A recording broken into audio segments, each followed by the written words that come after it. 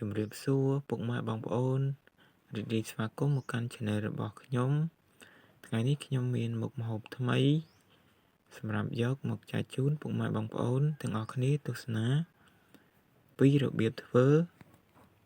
ឡុកឡាក់សាច់ជ្រូកហើយសម្រាប់បងប្អូនដែលមិនទាន់បានចុច Subscribe សូមពុកម៉ែបងប្អូនទាំងអស់គ្នាជួយចុចឲ្យខ្ញុំបានម្នាក់មួយផងហើយនឹងចុចសញ្ញារូបកណ្ដឹងដើម្បីបងប្អូនទាំងអស់គ្នានឹងទទួលបានវីដេអូថ្មីខ្ញុំបាទអរគុណបានបងប្អូនឥឡូវយើងមកធ្វើការទស្សនាគ្រឿងផ្សំសម្រាប់ធ្វើឡុកឡាក់សាច់ជ្រូក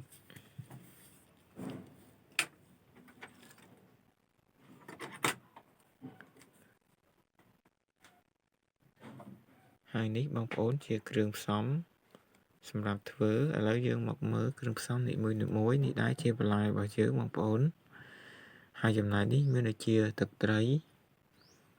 ហើយនេះដែរបងប្អូនមានដូចជាប្រេងខ្យងហើយនេះដែរបងប្អូនម្រេចហើយចំណែកនេះម្សៅស៊ុបរ៉ឺឌីហើយនេះដែរស្ករត្នោតបងប្អូនហើយចំណែកនេះសាច់ជ្រូកឥឡូវបងប្អូនជាដំបូងយើងធ្វើការចិតបន្លែបងប្អូនហើយចំណែកនេះបងប្អូនទៅសក់ហើយនេះខ្ញុំហាន់ជាចំណិតប្រឆិតបែបហ្នឹងណាខ្ញុំហាន់ជាចំណិតប្រឆិតបែបនេះណាបងប្អូន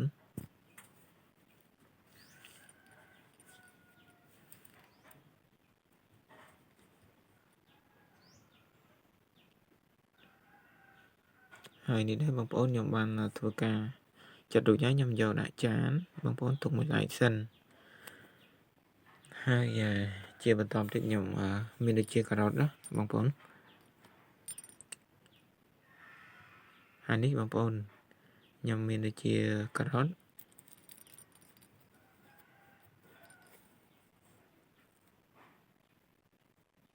ហើយខ្ញុំចាត់ជាចំណិតប្រឆិតដូចគ្នាដែរជាមួយនឹងទៅសក់ហ្នឹងណាបងប្អូន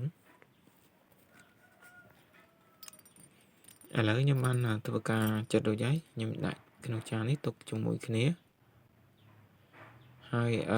ជាបន្តទៀតយើងធ្វើការរៀបបន្លែរបស់យើងហ្នឹងយើងរៀបដាក់ចានហើយណាបងប្អូនហើយចំណែកនេះដែរមានដូចជាសាឡាត់ណានេះសាឡាត់បងប្អូនយើងធ្វើការរៀបបែបហ្នឹងទៅរួចហើយតបមកមានដូចជាពេញប៉ោះបងប្អូនហើយសម្រាប់ពេញប៉ោះខ្ញុំហាន់ជាកង់បែបហ្នឹងពេញប៉ោះនេះបងប្អូនខ្ញុំធ្វើការហាន់ជាកង់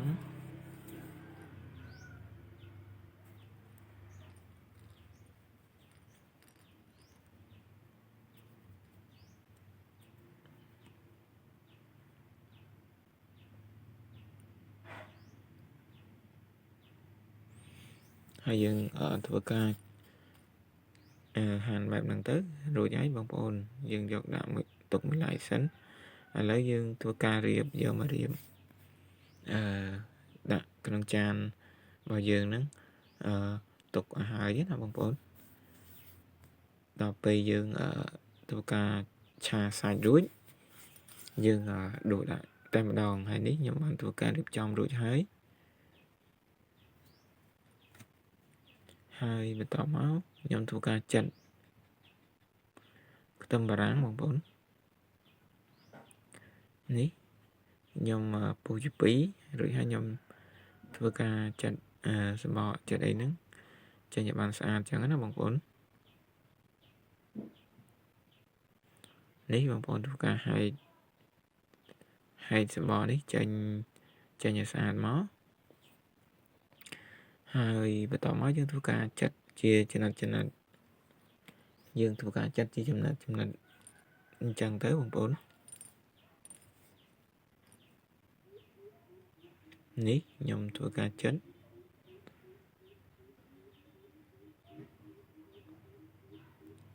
ហើយនេះដែរបងប្អូនខ្ញុំបានចិតរួចហើយឥឡូវខ្ញុំយកទុកមួយឡែកសិនហ ហើយជាបន្តមកទៀតខ្ញុំធ្វើការហាន់ម្ទេសបងប្អូននេះម្ទេសហើយម្ទេសនេះបងប្អូនដាក់3-4 គ្រាប់តាមចំណូលចិត្តចឹងណាបងប្អូន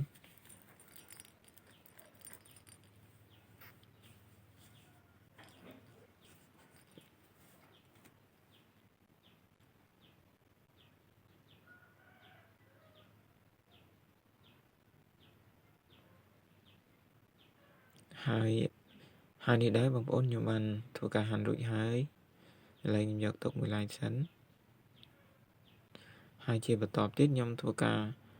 ហាន់នេះបងប្អូនមើមខ្ទឹមរបស់យើងតមកយើងធ្វើការដំទៅដំឲ្យបែកទៅណាបងប្អូនសម្រាប់មើមខ្ទឹមនេះដែរ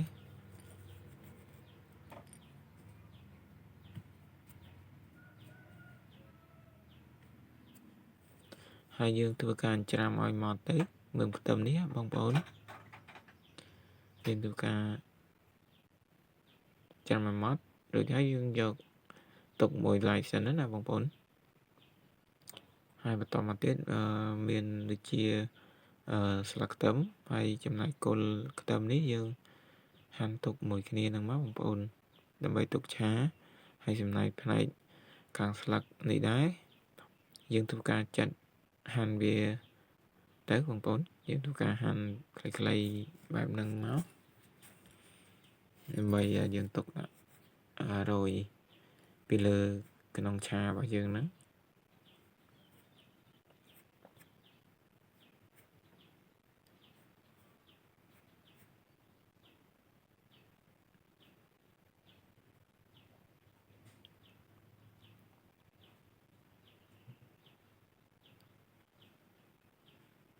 ហើយនេះដែរបងប្អូនខ្ញុំបានធ្វើការហាន់រួចហើយឥឡូវខ្ញុំដាក់ទុកជាមួយគ្នាហើយបន្តមកទៀតខ្ញុំធ្វើការហាន់ក្រូចឆ្មាបងប្អូនដើម្បីខ្ញុំទុកធ្វើអំបិលម្រេចនេះខ្ញុំហាន់ចំនួនមួយផ្លែហ្នឹងរួចហើយបងប្អូនយើងទុកមួយឡែកសិនទៅឥឡូវបន្តមកទៀតយើងធ្វើការធ្វើទឹកម្រេចរបស់យើងធ្វើទឹកម្បិលម្រេចរបស់យើងនេះបងប្អូនមានដូចជាម្រេចហើយនឹងម្សៅស៊ុបរ៉ាឌីហើយនឹងអំបិលចឹងណាបងប្អូន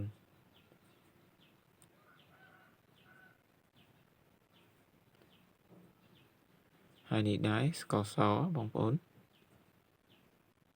យើងដាក់ស្ករសតមកខ្ញុំមានដូចជាទឹកត្រីនេះបងប្អូនយើងដាក់2សភាបាយអីចឹងណាហើយនេះដែរមានជាម្ទេសហើយនឹងខ្ទឹមច្រាំហ្នឹងយើងដាក់ឲ្យយើងច្រើននេះទៅ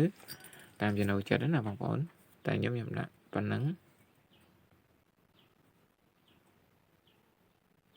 តមកខ្ញុំធ្វើការច្បាច់ក្រូចឆ្មាចូលបងប្អូនហើយនេះដែរខ្ញុំដាក់ច្បាច់ក្រូចឆ្មាចូល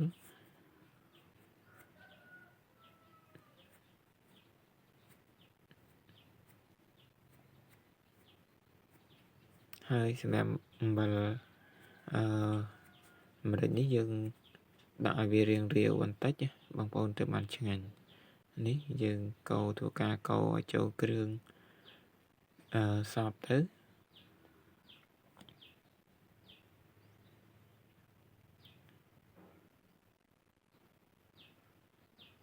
ហើយនេះដែរខ្ញុំបានធ្វើរួចហើយទឹកម្រេចរបស់យើងបងប្អូនហើយបន្តមកទៀតខ្ញុំធ្វើការហាន់សាច់ជ្រូកហើយសម្រាប់សាច់ជ្រូកបងប្អូនរើសយកសាច់សុទ្ធមកបងប្អូនឬមួយក៏សាច់មានជាប់ខ្លាញ់តិចហ្នឹងគឺថាឆ្ងាញ់ឥឡូវខ្ញុំធ្វើការហាន់ជាប្រទេសចំណិតប៉ុណ្ណឹងបងប្អូនយើងហាន់កុំឲ្យស្ដើងខ្លាំងពេកយើងហាន់មកល្មមអញ្ចឹងណាបងប្អូន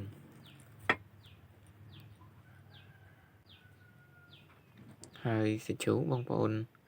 អាចយកជ្រើសរើសយកសាច់ស្លកក៏បានឬក៏សាច់ស្មាមុខដែលមានជាប់ខ្លាញ់តិចហ្នឹងគឺថាយើងយកមកឆាហ្នឹងគឺមានរសជាតិឆ្ងាញ់អញ្ចឹងណាបងប្អូន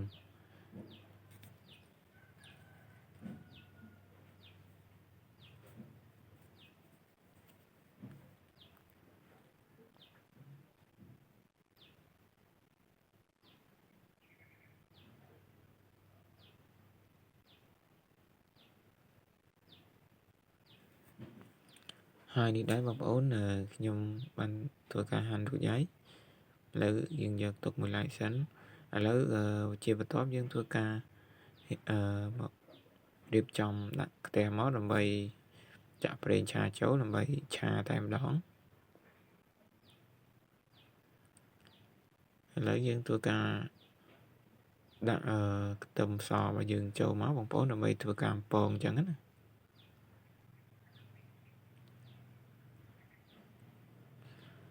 ហើយយើងធ្វើការកូរខ្ទឹមសនេះឲ្យឡើងក្រហមឈ្ងុយបន្តិចសិនទៅបងប្អូនហើយបន្ទាប់មកយើងបន្ថែមនៅជាមួយដូចជាគល់ខ្ទឹមម្ទេសហ្នឹងយើងធ្វើការដាក់ឆាជាមួយគ្នាមកយើងពងវាបន្តិចសិនណាពងឲ្យឈ្ងុយសិនណាបងប្អូន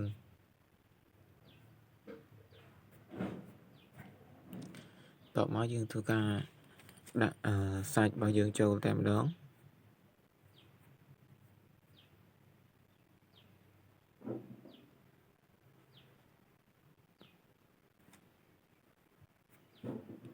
រួចហើយយើងធ្វើការផ្សំគ្រឿងតែម្ដងបងប្អូនមានដូចជាទឹកត្រី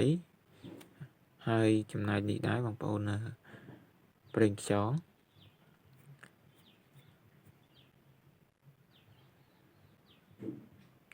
ហើយចំណែកនេះមានដូចជាម្សៅស៊ុបរឌីបងប្អូនហើយនេះស្ករត្នោតបងប្អូនខ្ញុំដាក់ស្ករត្នោតនេះដើម្បីឲ្យវាមានពណ៌ក្រហមចឹងណាបងប្អូនបន្ថែមទៀតណាឥឡូវយើងធ្វើការចោកឆាសាច់របស់យើងនេះឲ្យវាចូលជាតិគ្នាបានល្អមក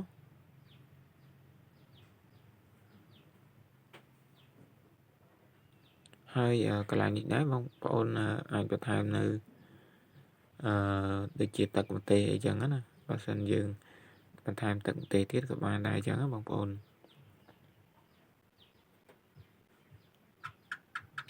នេះបងប្អូនបន្តមកទៀតយើងធ្វើការដាក់ម្រេចទៅបងប្អូនដាក់មកសភាកាហ្វេអញ្ចឹងណាបងប្អូន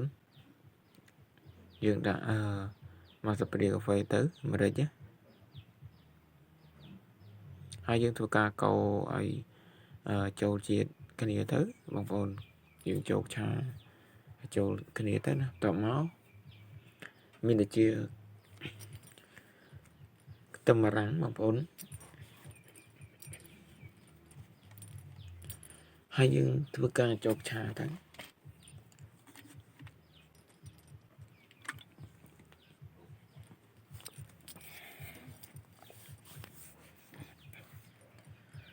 យើងឆាពី3ត្រឡប់ណាបងប្អូនតមកយើងរោយស្លឹកខ្ទឹមចុងក្រោយហ្នឹង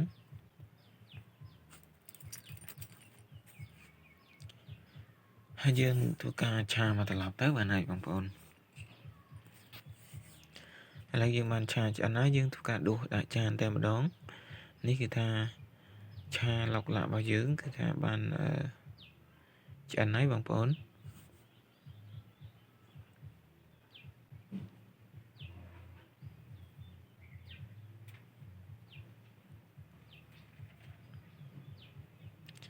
ហើយសម្រាប់ឆាឡុកឡាក់នេះបងប្អូនឆាដាក់ឆាឲ្យវាមានជាតិទឹកបន្តិចកាន់តែល្អចឹងណាបងប្អូនហើយតោះមកខ្ញុំរោយនៅម្ទេសនេះដែរបងប្អូនយើងរោយនៅម្ទេសហើយនឹងមានជាទឹកអំបិលម្រេចរបស់យើងហ្នឹងគឺថាយើងយកមកជ្រលក់បន្ទាប់ញ៉ាំមួយគ្នាគឺថាមានរសជាតិឆ្ងាញ់តែម្ដងណាបងប្អូនហើយសម្រាប់វីដេអូរបស់ខ្ញុំបានគឺថាមានតែប៉ុណ្្នឹងទេខ្ញុំបាទសូមអរគុណដល់ពុកម៉ែបងប្អូនទាំងអស់គ្នាសម្រាប់ការតាមដានទស្សនា សូមជូនពុកម៉ែបងប្អូនទាំងអស់គ្នាមានសុខភាពល្អសំណាងល្អអរគុណជម្រាបលា